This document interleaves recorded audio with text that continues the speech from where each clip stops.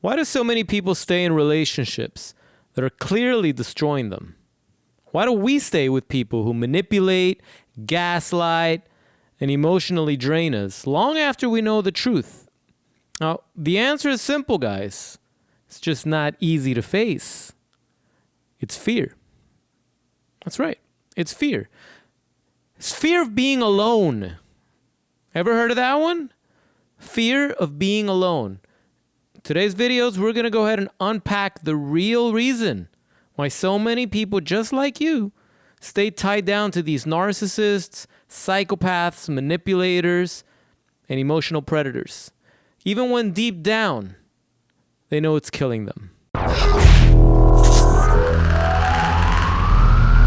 What's up, friends? Welcome back to Psychopath Exposure. My name is Kita.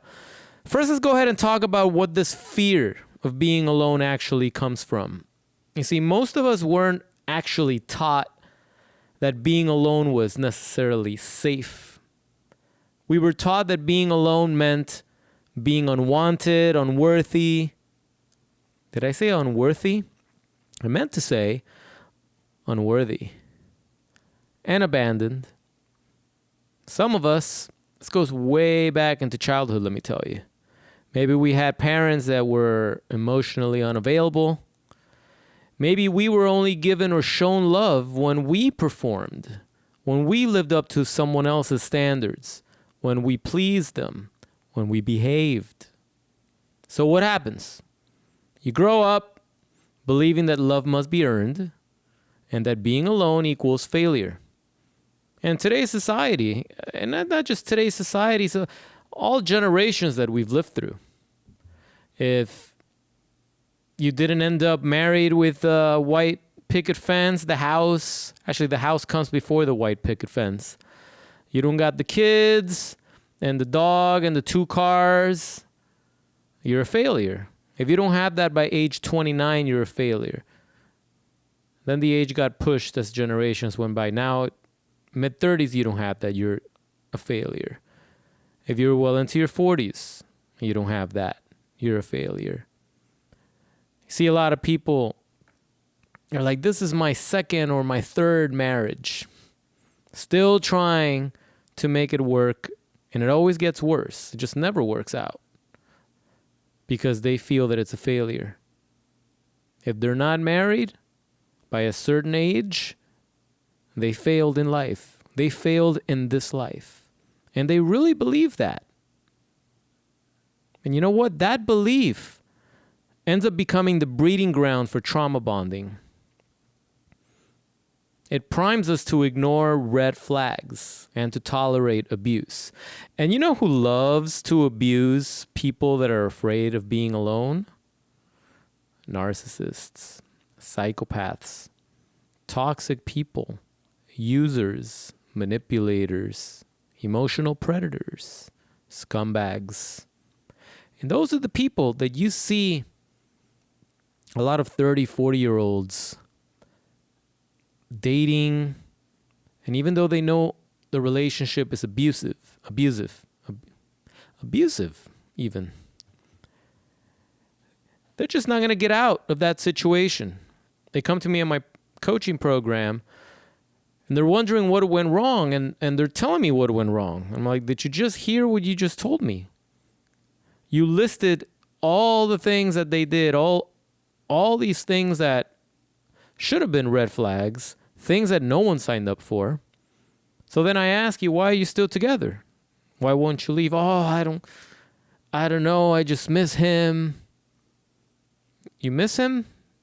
Okay, maybe. I think you're just afraid of being alone. I think you're afraid to go out there into the real world and not know if you'll meet someone new, and not know if you'll meet someone that fits your needs or that fulfills your needs or that you can tolerate or that will tolerate you. That fear of being alone, that fear of the unknown. So you end up staying or going back to the narcissist or to the psychopathic abuser. This is where these predators walk in. Okay, this is when these predators show up in your life. This is when you unconsciously manifest these narcissistic predators into your life. These individuals are masters at identifying your core wounds, guys, especially your fear of being alone or being abandoned. It's just some mechanism that they have that detects that. You can be in a room with 5,000 people. That's the one that you'll attract. That's the one that you'll connect with. The very same one that was sent to destroy you. At first, of course, you know the story with the love bombing. They're going to overwhelm you with affection, with attention, and intensity. But remember, it's not love. That love at first sight BS, that's not love, guys. It's a trap. It's a trap that's designed to get you hooked.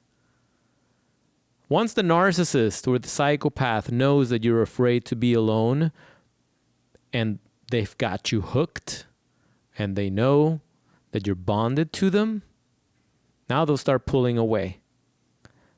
Not completely, but just enough to make you chase them. And every time they discard you, every time they devalue you, they reinforce the lie that you need them. Because it is a lie. It's a lie that you believe. You believe that lie. It's not true. If you were to write these things down on a sheet of paper, you'll realize how ridiculous it sounds. But yet, you believe it. You hold those things to be true. You believe that you cannot live without your abuser. You believe that you cannot live without the psychopath, narcissist in your life. You believe that you're not strong enough to be on your own. You believe you're not good enough to make it on your own. All lies, guys. All lies. It's psychological warfare when you get involved with narcissists. And the most tragic part is that even as I'm saying this, you still believe it. Because it's inside that. It's like there's a virus in your system and it's already penetrated. It's deep within. So and I don't like to use the word victim, but at this stage in the game, they are victims. These victims, they rather stay in something familiar and painful, but familiar, than face the unknown of going back out there on the market, being single again. Listen to the way that sounds. You rather stay with something painful, destructive, traumatizing, abusive, because it's familiar. It's an abuse that you recognize. It's an abuse that you feel that you can manage. It's a pain that you can endure. And you rather live with that familiar pain than to live pain-free out there in the unknown. The unknown could be 50 billion times better than what you have now. But since it's the unknown, you rather not take that risk. So what's up with that feeling of death at the thought of being alone? Why does alone feel so terrifying? Well, kind of forces us to sit with ourselves, doesn't it? Got no distractions, got no drama, you got no one to chase. And if you've been in a toxic relationship, you guys know your identity may be so entangled in trying to survive it that you forgot who you are without them. You forgot your own identity.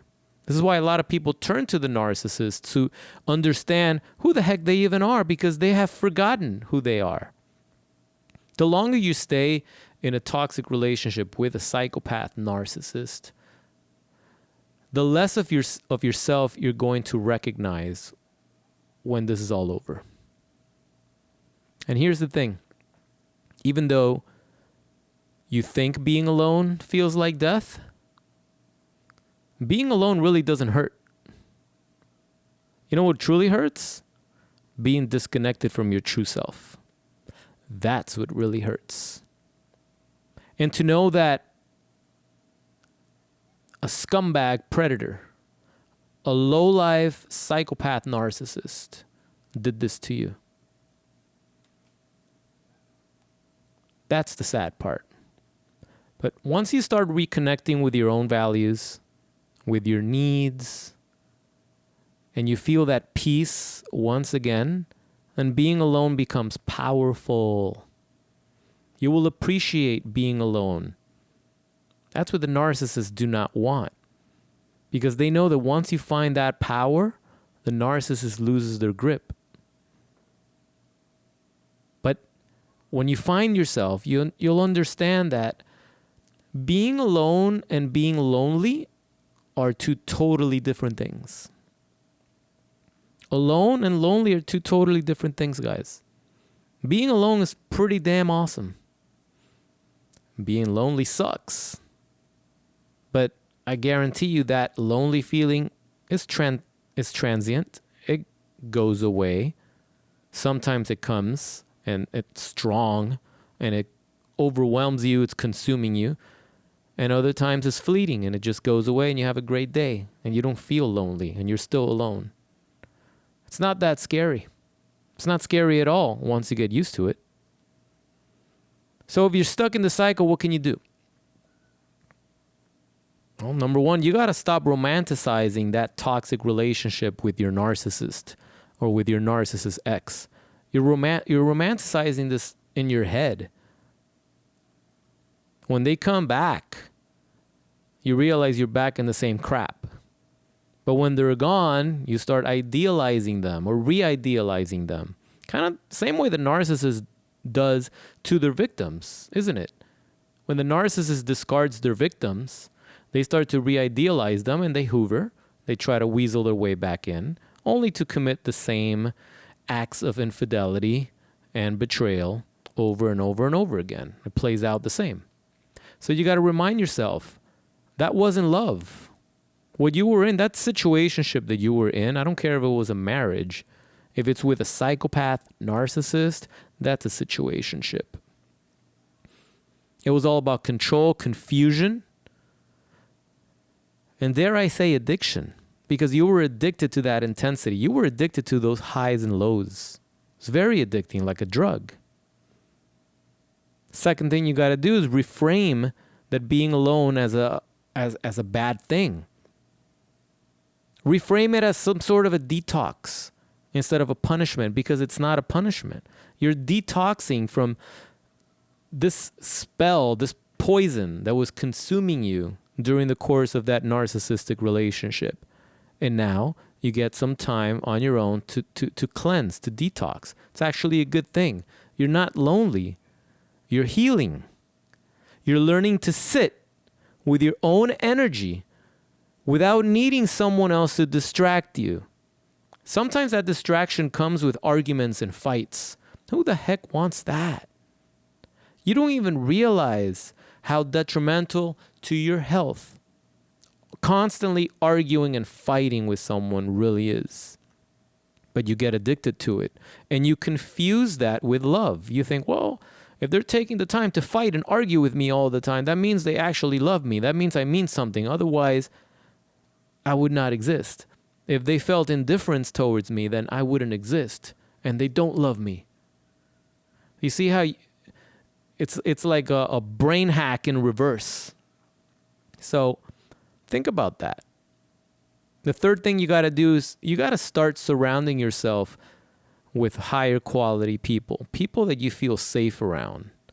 And that could be in your community with loyal friends that you've known for a long time, that, maybe you've got some people you've known since high school, people that have been in your life that, you may not see them as often because now they have families and they're doing stuff, but, they've kept it real with you for years. Those are the people you need to surround yourself with. You might need some therapy. You might want to work with a coach like myself on my coaching program. You may want to turn to religion. You may want to try meditation. You may want to try extracurricular activity. Whatever it is, you got to start surrounding yourself with higher quality things and higher quality people. You can't just linger around home, ruminating, replaying the tape in your head, re-idealizing the narcissist, and ending up giving them a call, breaking no contact, and thinking that maybe if you guys give it another shot, things are going to get better. You can't keep doing that to yourself. All right? Remember, when you feel seen and supported by the right people, trust me, you're going to stop chasing the wrong people. Okay? You're going to stop chasing the wrong people. So, if you've made it to this point in the video, congratulations. And I want to say something deep. Guys, you're not weak for struggling to let go. I had an issue with that too. I used to beat myself over the head thinking, because I felt like it was a weak thing to feel. But it's not. We're only human. You're not broken for missing the same person that hurt you. That's what trauma bonds do. They twist our sense of reality. They twist our connection until we end up thinking that the pain is actually love. And the silent treatment that the narcissist likes to impose, we start to feel that silent treatment is peace. No, that's not peace. That's chaos. That's done with a purpose. You're not crazy, guys, and you're not alone. You can break the cycle. You can. If you're looking for deeper support, I offer a private one-on-one coaching program specifically for people healing from emotionally destructive relationships, because that's what they are. They're emotionally destructive.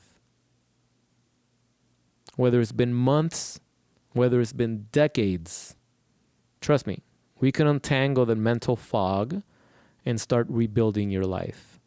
Because that fog lasts longer than you think. Sometimes it feels like an eternal fog. And that's why people end up going back after many years to the same person that abused them, because they were not able to get rid of that fog. And they feel that the only one that can free them from that darkness is their abuser. The idea of getting back with their abuser and jumping in bed with them, they get a rush of dopamine until they do it and they realize it wasn't what they thought. It's never what they thought. Things always get worse. So if you're interested in that, check the link in the description for more information on my coaching program and drop me a line. Now, before you go, I do want to hear from you guys. Tell me what was the hardest part about walking away from your toxic, abusive, narcissistic predator. What took you so long, and what was the moment that broke the camel's back and you said, that's it, I'm out of here? How long did it take? How long did it take until you reached that point? And when you reached that point, did you have a relapse? Did you have moments of uncertainty? I know I did, but I would love to hear your story. So go ahead and leave a comment below before you go. And if this is your first time on the channel, I invite you to subscribe. Check out the rest of the videos on the channel. I have some videos listed below in the description of the video as well, where you can check out some of these classics right here to my sides. There they are. And I hope to catch you guys in the next one. My name is Kira. This is Psychopath Exposure. Hope you guys have an awesome day.